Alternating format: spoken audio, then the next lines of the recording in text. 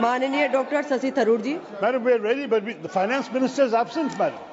आ रही हैं, वो भी आ रही हैं और अभी फाइनेंस मिनिस्टर बैठे हुए हैं, राज्य मंत्री बैठे हुए हैं। Please.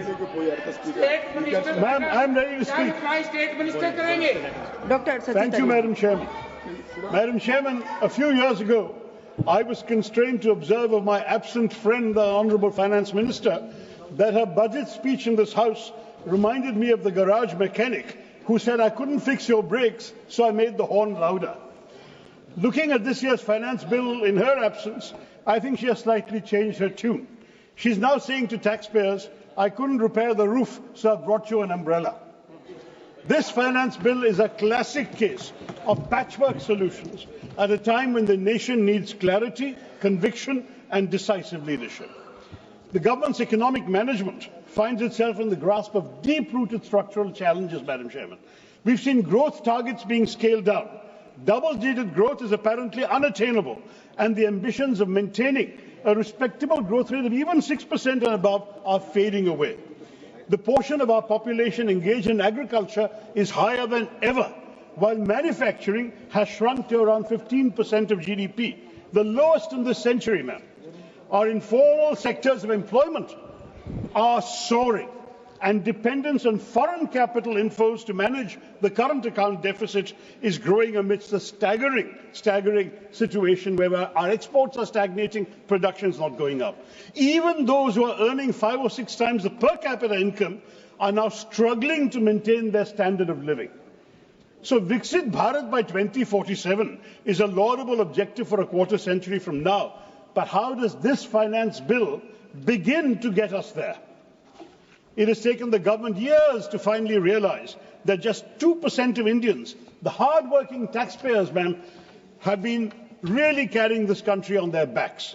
Individual taxpayers, mainly the salaried middle class, were already contributing more than the corporations last year, and yet no action was taken. That would have been the time to act, as I pointed out in last year's budget debate. But now, in the current financial year, corporate taxes have crawled up by 8%, while individual and non-corporate taxation has soared by 21%. Now the government finally wakes up and gives something of a tax break to the salaried middle class. Who else is financing the government? The Aam Aadmi, through indirect taxes, most notoriously GST. Instead of the good and simple tax we all wanted, India has multiple and confusing GST rates, including the highest GST rate in the world at 28%. But tax revenue still lags at 18% of GDP. In contrast, China has 13% GST cap, but they collect 20% of GDP with it. Vietnam has an even lower 8% cap and collects 19% of GDP. Thailand, GST is only 7%, ma'am, and they get net 17% of GDP. Now, beyond exorbitant rates, our system carries a dubious tax, the dubious burden of being the most complex tax in the world. 77 countries have GST, and they impose only 1 or 2 tax slabs. This multi-rate structure in our country has only further raised the compliance burden for businesses. Indeed, bifurcating input tax claims based on different product tax rates is a significant hurdle for businesses. There's supposed to be an advanced ruling mechanism that should help. But I can tell you from the MSE food sector in Kerala, the MSMEs there, that applications are left unheard for months, even years. And our traditional snacks in Kerala, like parampuri, vada, ada, korkata, all face an unfair 18% tax simply because of the absence of an assignable HSN code.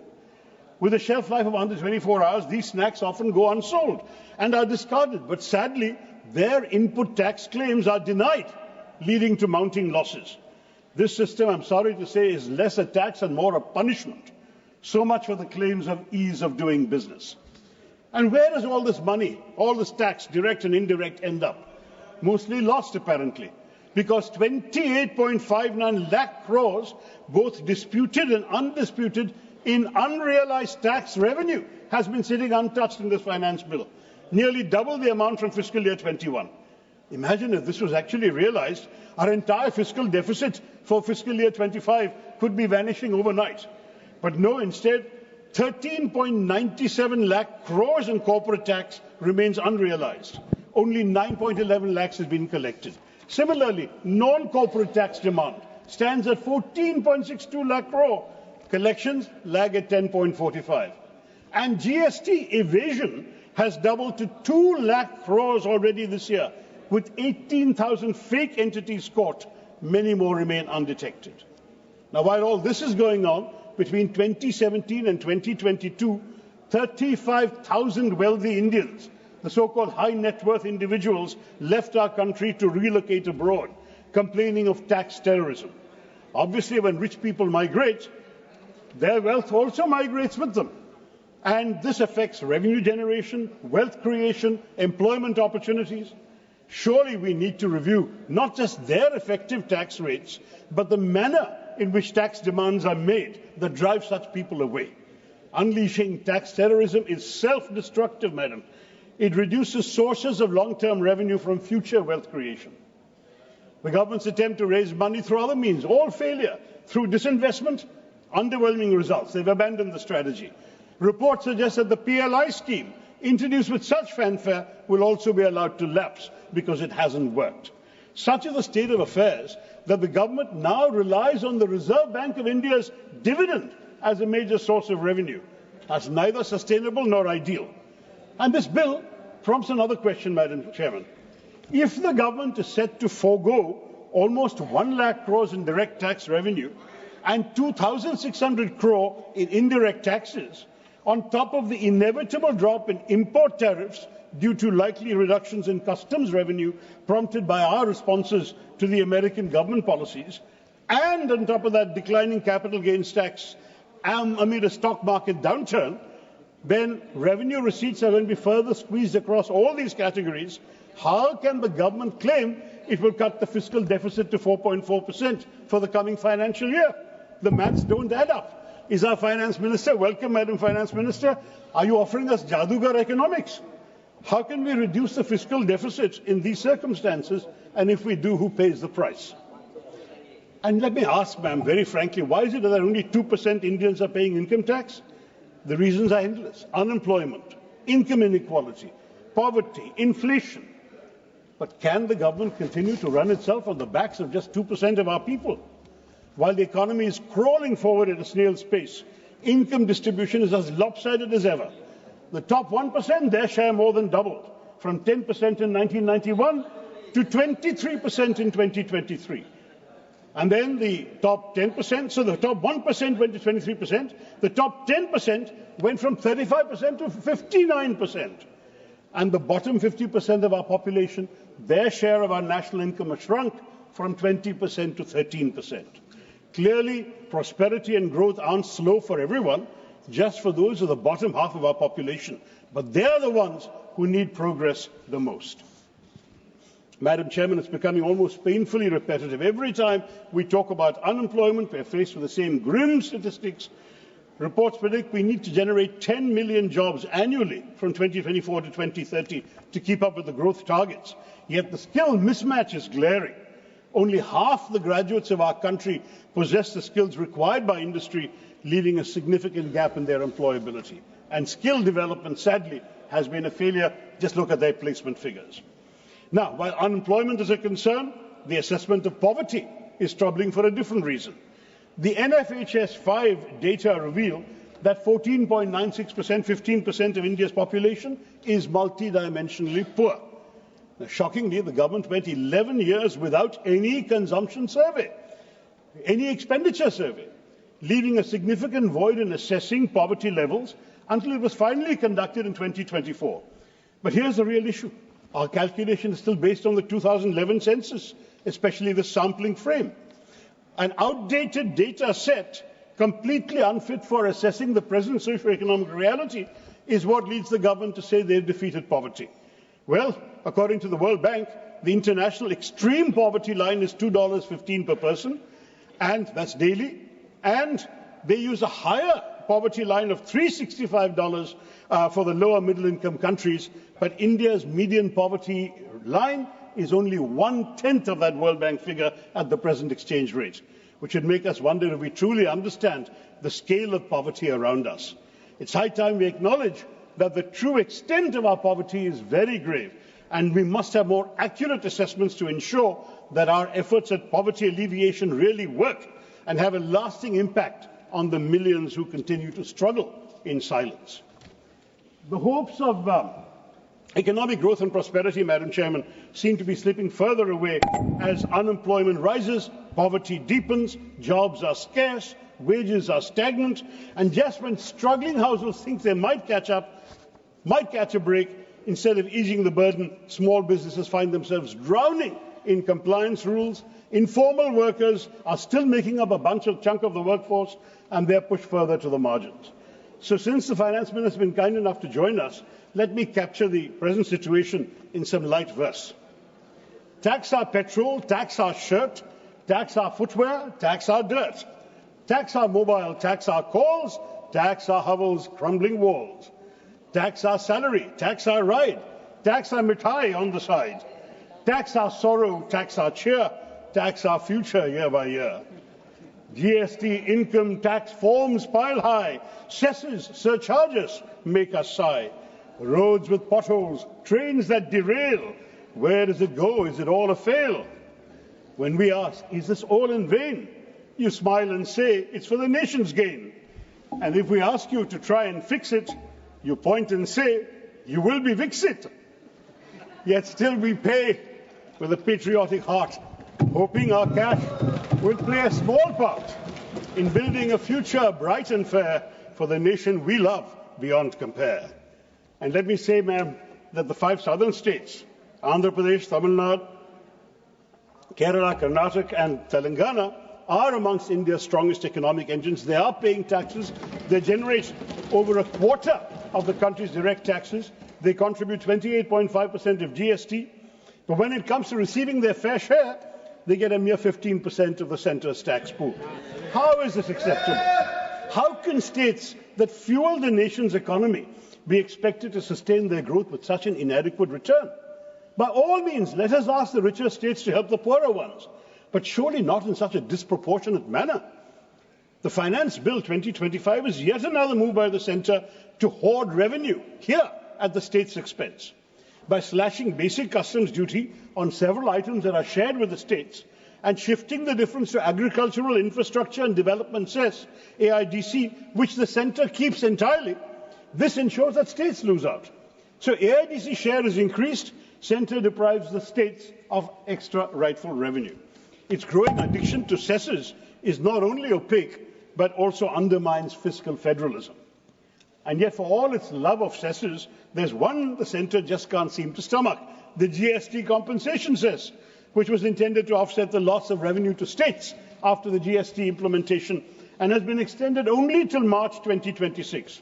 That money actually belongs to the states. States have repeatedly demanded that their share in vertical devolution be raised from 41% of revenues to 50%, a reasonable demand, but one that continues to be ignored. And what happens when states have grievances? Nothing. Once the Central Finance Commission submits its report, it dissolves, leaving states with no constitutional mechanism to challenge or negotiate their share. Where is the accountability? We could have had an independent fiscal council to serve as a redressal body, ensuring that states have a say in how their hard-earned revenue is allocated. And I urge the Finance Minister to consider such a method, because shouldn't those who contribute the most to the nation's economy have a voice to receive a fairer share? Or can the cycle of economic injustice just continue unchecked?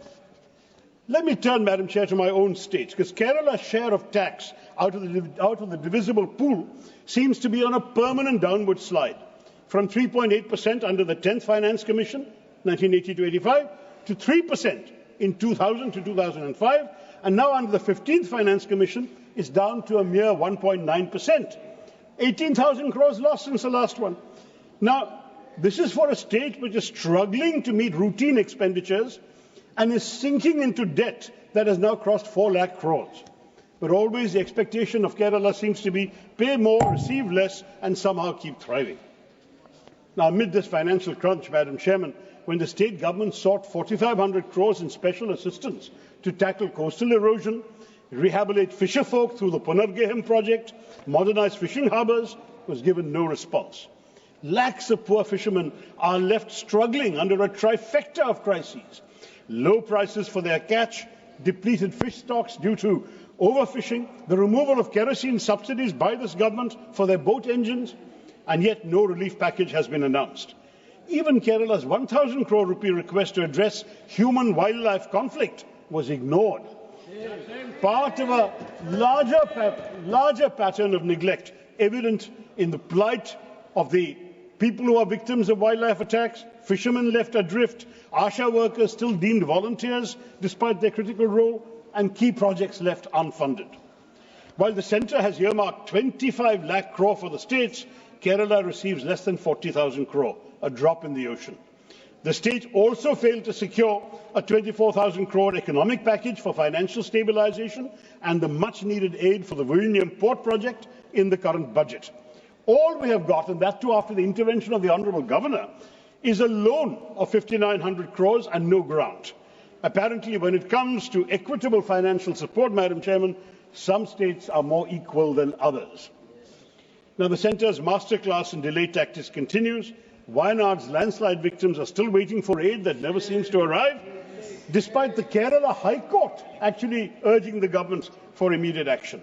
The state government conducted a post-disaster needs assessment and estimated that 2,220 crores was required for recovery and reconstruction, submitted to the centre on November 13th, 2024. Nothing has come. And this is supposed to be urgent disaster relief. I ask you, Madam Chair, instead of releasing much-needed funds like this, the centre still insists that Kerala must first exhaust its own balance in the State Disaster Response Fund for all other disasters before receiving any help for Wayanad. All this while thousands of lives and livelihoods are at stake. But it's part of a larger pattern of neglect and unfulfilled promises. From healthcare and infrastructure to livelihood support, Kerala has been systematically sidelined. I've been pleading in this House many times for help in addressing the severe coastal erosion problem. My own constituency has lost 64 square kilometers of territory to the sea while I have been MP. Bharat Mata ki dharti, lost forever. But the centre says it's not their problem, and the state says they have no money for the sea walls and groins needed to save our coast. Beaches where youth played football or cricket in my first years as an MP have disappeared today, man. Who is going to help us? And key projects that could transform Kerala's infrastructure and economy continue to be stuck in limbo. The All India Institute of Medical Sciences remains a mirage despite many years of repeated requests. 22 aims have been sanctioned across India. Keralites are still waiting. Similarly, the National Institute of Speech and Hearing in Thiruvananthapuram was promised an upgrade to a national university for rehabilitation and disability studies in the union budget of 2015-16. Explicit commitment, 10 years later, no action. A promise to establish a national university for Ayurveda in Thiruvananthapuram has recently materialized in Gujarat. It seems that where Kerala is concerned, promises are easier to make than to keep. Now, while these delays and denials are Kerala's burden, other aspects for other states, for all our country, the Indian economic landscape is very worrying. The economic survey suggests that foreign investment is moving 2 minutes, ma'am. But in fact, net FDI has been slowing year after year, and outflows are surging. In just April to October last year, a whopping $34.1 billion left the country through disinvestment and repatriation, which is an increase from $26 billion the previous year. India's share of global FDI, even excluding China, is shrinking. But sure, let's keep celebrating token investment announcements while the real money quietly walks out of the door. And it's not just foreign investment that's pulling back. Indian private investment has also been shrinking from 25% of GDP in Dr. Manmohan Singh's time, 2008, to just 13-14% of GDP since 2020. What's the culprit? Weak domestic demand that has dampened confidence and kept businesses from putting their money back into the economy. And we still expect to believe that everything is nice on track for Viksit Bharat. Where are the decisive measures to drive export-led growth, to seize the China +1 opportunity, to revive investments in manufacturing? Does India not wish to absorb the capital leaving China? What are we doing about it? We're abandoning PLI, and this bill offers nothing new to inspire economic confidence. Ma'am, just finished. The service sector alone cannot drive broad-based growth. Industrial expansion is essential to create jobs and build economic resilience, and we must say that there is no large national strategy in this bill to achieve that. To conclude, Madam Chair, we are left with a finance bill devoid of vision and lacking in resolve. The people of India deserve decisive action and forward-thinking policies, yet their aspirations have been set aside. If Viksit Bharat is to come, it will be built by those who are currently unemployed, who have no money to spend, few opportunities to improve their lives. I urge the Finance Minister and the government to think about them. India requires and deserves a strategy that addresses their deepest needs and aspirations, and sadly, we're yet to see one in this bill. Thank you, Madam Chairman, and Jai Hind.